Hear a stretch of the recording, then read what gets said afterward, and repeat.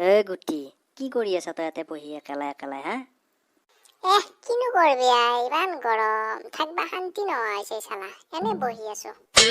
ঐ ভাই বিৰাট গৰম হেই ময়ো ঘৰত থাকবা শান্তি পাওঁ নাই তাতে আকৌ লাইনডাল যাব লাগে নে ভিত্তি উঠা লাইনডাল একে গৰমত থাকবা শান্তি নাপাওঁ হলোৱা তাৰপিছত ওলাই আহিলো তোৰ ফালে একবাৰ তোৰে বোলো খবৰটো লৈ যাওঁ তোৰ লগত অলপ কথা চথা পাতো নে কি আৰু হয় নেকি দে পিছে ভালে হ'ল দে ময়ো একেলাই থাকি থাকি একেবাৰে কিবা বৰ হৈ গৈছিলো তই আহিলে ভালে হ'ল এতিয়া অলপমান মনটো ভালো লাগছে মোৰ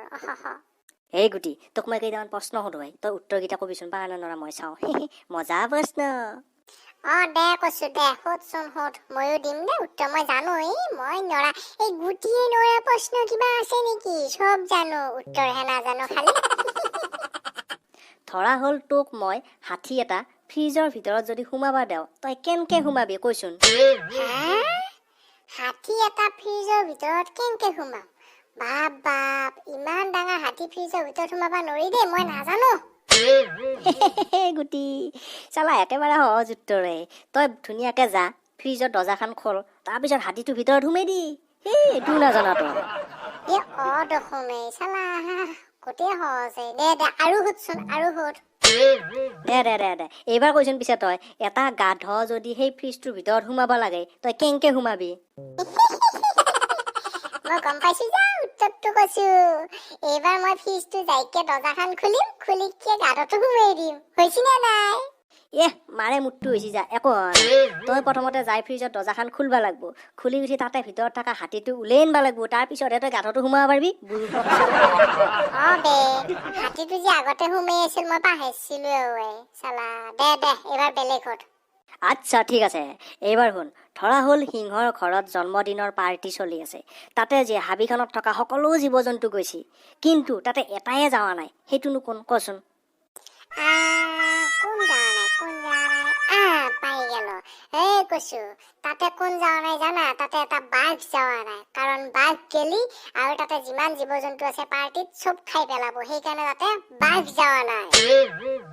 বাপেৰ মুটটো হৈছি একো হোৱা নাই তাতে কোন যাৱা নাই জানা এই তই যে অলপ আগতে ফ্ৰিজৰ ভিতৰত গাধটো সোমাই থৈ দিছিলি সেই গাধটো যাৱা নাই বুজি পাইছা নে এতিয়া কৈছো মই ভাববাই নহলে গাধটো যে ফ্ৰিজৰ ভিতৰত সোমাই থৈ দিছিলো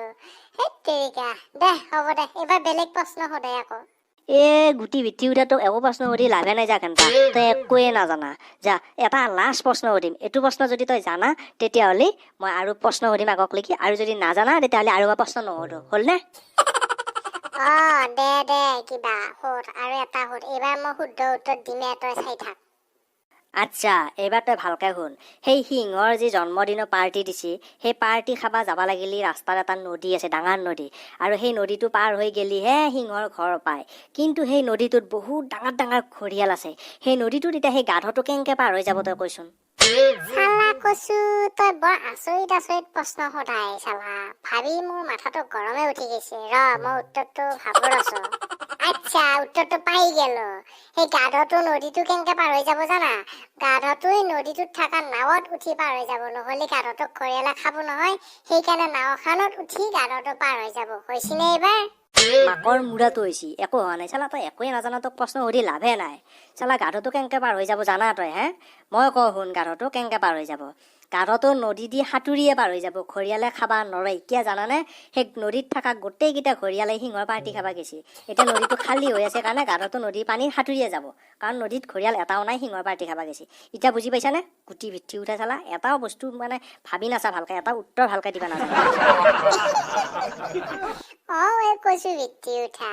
মই ভাববাই নহলে চালা তাতে থকা ঘৰিয়াল কেইটাও যে সেই মানে সিংহৰ পাৰ্টি খাবা গেছি সেই চালা মোৰ মাথাটো কামে নাই চালা দে তই মোতকে বেছি জানা দে মই গম পালো দে হ'ব দে তই ইয়াতে এনেকে বাৰান্দাত বহি পেলাই সেই মৰি থাক একো কাম নাই তোৰ লগত কথা পাতাতকে নাপাতে ভাল মই যাওঁ ঘৰত থাক তই একেলে থাক